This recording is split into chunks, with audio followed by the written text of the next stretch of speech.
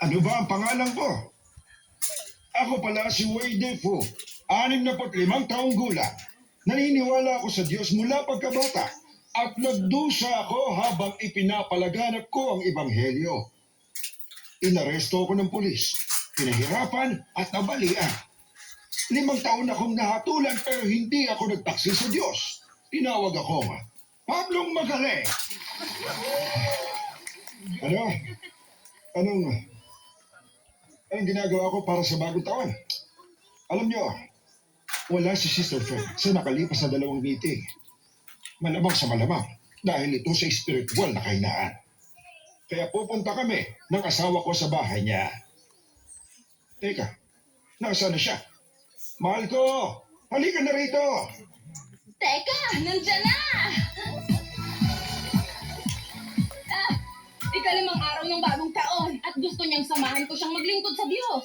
Sabi niya, pag-iipon daw to ng kabutihan na magbibigay sa amin ng biyaya. Hoy! Pablong Magaling! Pablong Magaling! Pwede ba wag mo kang isigaw yan? Huwag mo akong tawagin Pablong Magaling dito. Nakakahiya sa kanilang lahat. Nako, huwag ka nang magdrama. Mahal, kung ganito kaya, magpaiwan na lang ako rito ngayon. Ano bang problema mo? Mula na naniwala ako sa Diyos, tinatanggap ko ng mga kapatid. Hindi ko na sinubukang suportahan sila. Kaya naman, ano ba ang sasabihin ko? Ganun ba? Hindi mo dapat ipag-alala yan. Bakit? Kung nalulungkot ang isang naniniwala, edi kantahan natin siya ng himno. Aba, kaya kong gawin yan. Kung nangihina ang pananalig ng isang naniniwala, edi magpatotoo tayo. Kaya ko rin yan. Kung takot siya magdusa, edi Ah. magpatotoo tayong umaani ng biyaya ang paggawa. Kaya ko rin yan. Dapat nating palakasin ang mga espiritu nila. Tama. Kaya sasabihin natin kung paano nalalatagan ng ginto ang kaharian ng langit. Mahal ko. Paano kung may espiritual na pagkauhaw ang naniniwala? Ay nako, huwag ka nang mag-alala. Kaklase mo si Sister Feng noon, hindi ba? E di magkaibigan na kayo. Kakausapin ko siya, tapos tulungan mo ako. At kung magtutulungan tayo, masusuportahan natin siya. Aba, tama ka nga riyan. Mahal, dapat alam mo, na masaani ka rito ng kabutihan kaysa sa pagtanggap ng bisita. Totoo ba talaga yan? Oo. Okay, di kita bibiguin. Tayo na.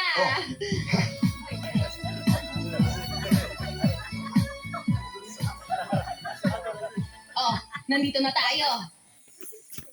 Ding dong! Sino yan? Si Pablong Magaling ito! Ano? Nagtitinda ng hito? Hindi ko kailangan ng isda ngayon. Sige, umalis ka na. Teka lang, ako ito, si Wade Defoe. Si Elder Way.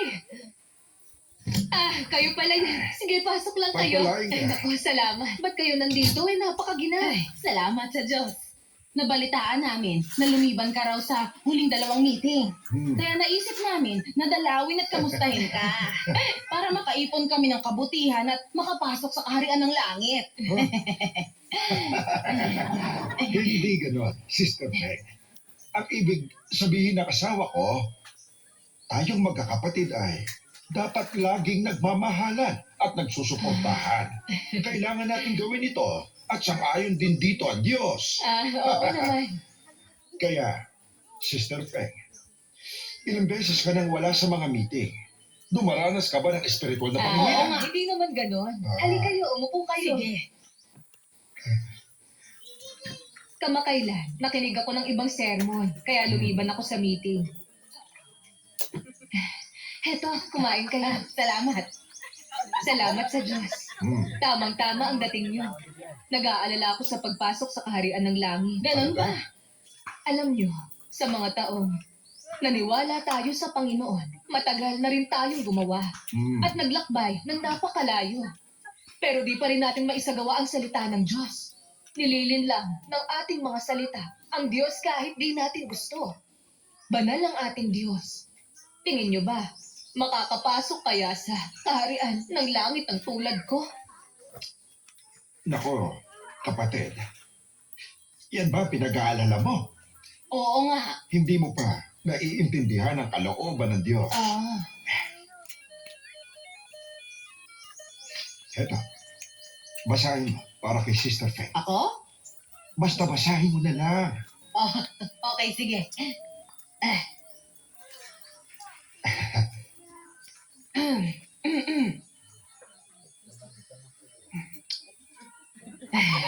Babasahin ko na. Dali na, basahin mo na. Sa ngalan ng Panginoon, magbabasa ako sa Aklat ng Roma. Sapagkat ang tao'y sumasampalataya sa puso, sa ikatutuwid at ginagawa, sa pamamagitan ng bibig, ang pagpapahayag sa ikaliligtas. Amen. Ayan, tapos na. Ngayon, Sister Feng, lahat tayo na naniniwala sa Panginoong Isus ay matuwid na. Tama siya. Pinatawad na ng Panginoong Isus ang kasalanan nating lahat. Kahit na nagkasala tayo noon o maging siya hinaharap pa, pinatawad na niya ang mga kasalanan natin. Amen. Hindi na makasalanan ang tingin niya sa atin. Hindi na tayo mahahadlangan ng kasalanan sa kaharian ng langit. Tama yon. Tama ang mga sinabi ng asawa ko. Hindi natin hahayaang pigilan tayo ng kasalanan. Eh ano naman, kung nagsabi ka ng kasinungalingan dun sa ibang tao. Kalimutan mo na ang mga taong yon. Pag-usapan natin ang asawa ko. Pag nangangaral siya, kontrolado niya ang mga tao. Pagkausap niya ang mga kapatid, siya'y nagsisinungaling. Halimbawa, malupit siya sa bahay at pinagagalitan ako kapag mainit ang ulo niya. Ano ka ba? Pero lumuluhod siya at ikinukumpisal niya mga ito. Kahit walang kasalanan, tumatangis pa rin siya at umiiyak sa Diyos. Ano? Kung siya nga makakapasok sa kaharian ng langit. Anong ikakatakot mo? Wala, hindi ba? Halika. Bakit mo sinasabing malupit ako sa bahay? Ba't mo sinabi yun sa kanya? Totoo naman ang sinasabi ko, di ba? Huwag ka nga magsalita ng ganyan. Baka kasi malaman niya dahil dito kung gaano katibay ang pananalig mo. Para di na siya mag-alala sa pagpasok sa kaharian ng langit. Ikamamatay mo ba ang pagtahimik? Mababaliw ako. Bahala ka. Umupo ka lang dyan at itahimik mo na yung bibig mo. Ay, hindi naman ako mali. Nagsisisi ako na isinama pa kita. Napapaya ako sa'yo. Hindi ba pwedeng sabihin yun? Sister Feng, okay lang yan. Huwag ka nang mag-alala. Manampalataya ka lang at makakapasok ka rin sa kaharian ng langit.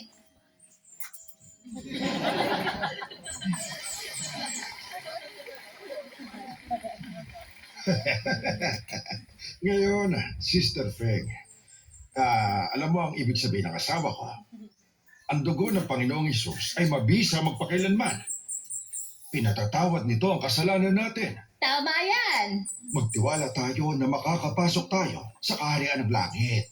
Ha?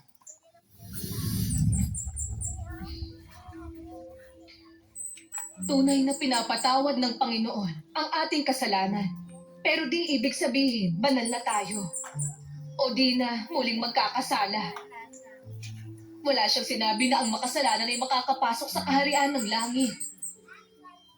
Sabi ng Panginoong Hesus, katotohanang sinasabi ko sa inyo, ang bawat nagkakasala ay alipin ng kasalanan.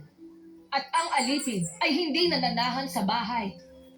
Ang anak ang nananahan magpakailanman. Tingin ko, dapat kong itama si Elder Way. Elder Way, totoong pinatawad na ang mga kasalanan natin, pero di ibig sabihin banal na tayong lahat. At hindi na muling magkakasala. Sinabi niya bang sasalangit tayo kung napatawad na tayo? May nakita ka bang makasalanan sa kaharian ng langit? Teka, talagang wala nga. Sa ngayon, nababalot tayo ng sarili nating pagsisisi at ng kasalanan. Banal ang ating Diyos at di siya makikita ng tao kung di sila banal. Paano papapasukin ng Panginoon sa kaharian ng langit ang tulad natin? Sige nga. May punto ka nga riyan. Ibig kong sabihin, paano si Lizzie sa ating iglesia? Tatayo siya, hawak ang sako ng nakaw na bigas. At sinasabi niyang, salamat sa Diyos, salamat sa Diyos. Ay, alam mo, kung nakapasok ang tulad niya sa kaharian ng langit, kukunin niya ang ginto't pila at alahas sa langit at iuuwi lahat yon sa bahay niya. Tama ang sinabi mo. Huwag mo nang isipin ng kaharian ng langit. Walang may gustong pumasok ang ganong tao sa bahay nila. Tama ka. Ano naman ang alam mo? Ano ba? Nagpapakatotoo lang ako. Bakit mo ko iniistorbo? Maawain at mapagmahal ang Panginoong Isus. Sandali lang. Maghintay ka rita. Ginang Way, Bakit? napaka-espesyal yata ng jacket ni Elder Way, di ba? Aba, marunong kang kumilatis ah. Galing yan sa international fashion brand ng damit. Wow! Paris Limited Edition yan. At alam mo ba, napakainit ng coat na yan. Paris Limited Edition! Tama.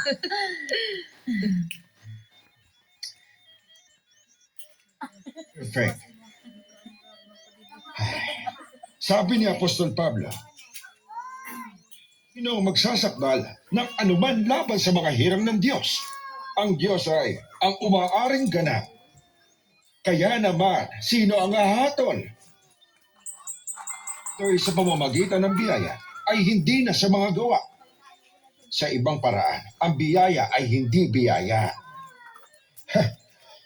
Ibinigay sa atin ng Panginoong Hesus ang biyaya ng libre. Di siya tumitingin sa ating gawa. Kung ginawa niya yon, matatawag pa rin ba itong biyaya? Biyaya ang dahilan kaya tayo nakakapasok sa kaharian ng langit. Teka, naiintindihan ko na ngayon. Sandali. Mahal. Alam mo, ang galing mo talaga. Hindi mo sinisikap na pumasok sa kaharian ng langit. Umaasa ka lang sa biyaya. Wala nang iba. Alam mo, ang iniisip ko, siguro, dapat mo nang palitan ang pangalan mo ngayon. Dapat ginawang tamad. Umaasa sa biyaya? Gumagana ba yun? Ano sa tingin nyo? Yan ba ang gusto ng Diyos? Hindi. Elder Way, sabi ng Panginoong Hesus, hindi ang nagsasabi sa aking Panginoon, Panginoon, ay papasok sa kaharian ng langit, kundi ang gumaganap ng kalooban ng aking Ama na nasa langit. Makakapasok lang tayo sa kaharian ng langit sa pagsabuhay sa salita at pagsunod sa kalooban niya. Yan ang malinaw na nais ng Diyos. Oh, talagang tama ka. Ang mga ginawa ko para sa Panginoon pati na ang sakripisyong binayaran ko. Di ba tinupad ko ang kalooban ng Ama sa Langit? Tama yan. At hanggat ipinagpapatuloy ko ito, ako'y makakapasok sa kaharian ng langit. Amen! Sabi mo, ang paggawa ng kalooban ng Ama sa Langit ay paggawa. Pero hindi yun tama. Ha? Sabi ng Panginoong Hesus, marami ang mga nagsasabi sa akin sa araw na yun. Panginoon, Panginoon, hindi ba nagsipanghula kami sa pangalan mo? Sa ngalan mo'y nagpalayas kami ng mga demonyo at nagsigawa ng makapangyarihan. At kung magkagayoy ipahahayag ko sa kanila, kailan may hindi ko kayo nangakilala, magsilayo kayo sa akin, mga tampalasan. Tampalasan? Ang mga nangangaral at gumagawa sa ngalan ng Panginoon ay nagdurusa. Bakit niya sinabi na ang tampalasan ay di papasok sa kaharian ng langit? Magandang tanong yan. Sa tingin ko, hindi talaga ganon kasimple ang pagsunod sa kalooban ng Ama. Kaya ang pagsunod sa daan ng Panginoon, pagsasagawa sa salita, pagmamahal sa Kanya ng buong puso, isip at kaluluwa, at ganon din sa iyong kapwa gaya ng sayo, sila lang ang makakapasok sa kaharian ng langit. Tama naman ang sinabi ko, di ba? Magandang pagbabahagi ito. Hoy, Pablo magaling. Sa palagay ko, tama si Sister Feng. Hindi tayo madadala ng paggawa sa kaharian ng langit. Ipinalaganap ng mga Fariseyo ang ebanghelyo sa bawat panig ng mundo. Nagsikap silang mabuti at higit na nagdusa. Pero sila'y di sumunod sa Diyos. At sa huli, sila'y hinatulan ng Panginoon, di ba? Tama siya, Elder Way. Hindi gumawa ang mga Fariseo para isagawa ang kalooban niya. Ginawa nila yun para sa katayuan at katanyagan. Oo, tama ka nga. Kaya pala sinabi ng Diyos na gumawa sila ng katampalasanan. Alam mo, nakakatawa ang mga pananaw mo. Parang nakatayo ka sa talim ng tabak. Mawawalan ka ng balanse. Shut up! Shut up! Nagsasalita ka na ng ibang dialekto. Hindi yung dialekto. English kaya ang sinabi ko. Kung di kita mapapabili, hindi ka pa titigil. Tignan niyo siya, nagyayabang naman. Upo ka nga. Ay. Mr. Frank, sabi ni Apostol Pablo, nakibaka ako ng isang mabuting pakikibaka. Natapos ko na ang aking takbuhin. Iningatan ko ang pananampalataya. Tingnan mo siya. At mula ngayon, ay nakalaan sa akin Kung ang ano-ano putong ng sinasabi. pagwira. Lahat ng taon ko na paggawa, pagdurusa at pagbabayad para sa Panginoon ay ginawa ko dahil sa sinabi ni Pablo. Hindi ako mali. Makakapasok ako sa kaharian ng langit. Isang pangakong salita ni Pablo. Naku po! Ano bang iniisip ko, ha? Sa palagay ko, gusto ng utak mo ang ideyang yon. Ha? Tuluyan ka ng nahumaling at nabulag. Wala ka ng pag-asa. Elder Way, nagkakamali ka. Paano ako naging mali? Sabi ng Panginoong Jesus, ang tumutupad lang sa kalooban ng Ama ang makakapasok sa kaharian ng langit. Pero sabi ni Pablo, makakapasok tayo at magagantimpalaan sa gawain para sa Panginoon. Hindi ba salungat ang mga salita ni Pablo sa Panginoong Jesus? Ngayon, Ano? Talagang hindi ba? Parang magkasalungat ang mga salita ni Pablo at ang mga salita ng Panginoong Jesus, di ba? Oo nga. Sabi ng Panginoong Jesus, ako ang daan, katotohanan at ang buhay. Walang makaparoroon sa Ama kundi sa pamamagitan ko. Sino ba ang tunay na Panginoon ng langit? Si Pablo ba o ang Panginoong Jesus? siyempre ang Panginoong Jesus. Mas makapangyarihan ba ang mga salita ni Pablo kaysa sa salita ng Panginoong Jesus?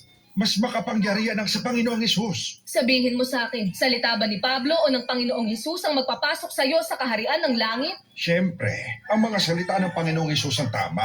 Ngayon naman, nagsasalungatan ng mga salita ni Pablo at ng Panginoong Jesus. Kanino ka papanig? Siyempre, sa panig ng Panginoong Jesus. Eh di- Ay, teka, sandali. Nalilito ako. Mag-isip ako. Ay, Ay, nako. Ang asawa ko talaga. Walang dapat pag-isipan. Pwede ba? Huwag kang tanga. Ni hindi mo masabi kung ang salita ng Diyos o ng tao ang magpapasok sa'yo sa kaharian ng langit. Tapos tinatawag kang elder? Talagang tama siya. At alam mo pa, way defo. Ha? Sinasayang mo rin ang ilang taon ng aking buhay. Ayaw mong isabuhay ko ang salita ng Diyos, ngunit pinaghihirap mo ko. Nagkakasala ako sa Panginoon. Tingnan mo ko, mula ulo hanggang paa. Tunay nga na balot ako ng napakaraming kasalanan. Paano ako makakapasok sa kaharian ng langit? Ano nang gagawin Vino, ko? relax ka lang. Huwag ka nang mag-alala. Ha? Hayaan mong ipaliwanag ko sa'yo.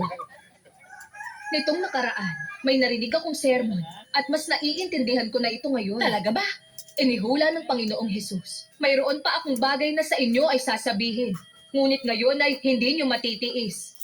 Kung siya, ang espiritu ng katotohanan ay dumating, ay papatnubayan niya kayo sa buong katotohanan. Ang espiritu ng katotohanan? Sinabi rin sa Biblia. Sinabi ang ano? Nababaliw ako rito. Naaalala ko na. Ha? Na sa kapangyarihan ng Diyos ay iniingatan gamit ang pananampalataya na nahanda upang ihayag sa huling panahon. Natutunan ko mula sa Biblia na siya ay dumating para mas makapagpahayag ng salita sa mga huling araw. Talaga ba? At para ganap na dalisayin at iligtas tayong lahat. Basta hanggat nakakamit natin ang katotohanan, madadalisay at makakapasok tayo sa kaharian ng langit. Tama yan. Salamat sa Diyos. Ay, wow, napakaayos niyan.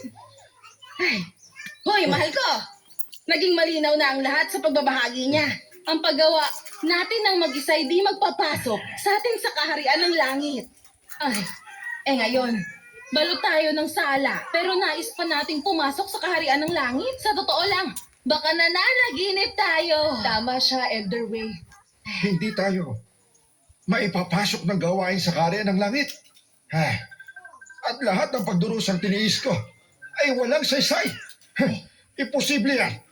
Imposible yan. Hindi ako iiwan ng Panginoong Hesus. Kung hindi ako makakapasok doon, talagang makikipagtalo ako sa Panginoong Hesus. Mahal! Teka! Saan ka pupunta? Sandali! Hintayin mo ako! Hintayin mo ako! Ha?